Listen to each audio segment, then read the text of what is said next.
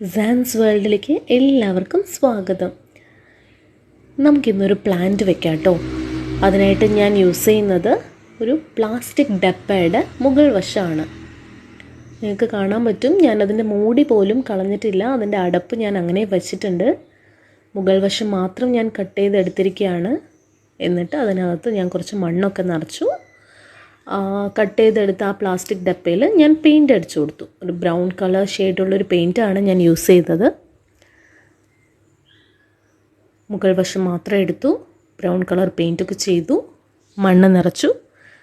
അതിനുശേഷം ഞാൻ പ്ലാന്റ് കുത്തിയിടാൻ വേണ്ടിയിട്ട് ഹോളിട്ട് കൊടുക്കുകയാണ്. ഒരു കോല് യൂസ് ചെയ്തിട്ട് ഹോളൊക്കെ ഇട്ട് കൊടുത്തു. പ്ലാന്റ് വയ്ക്കുകയാണ്.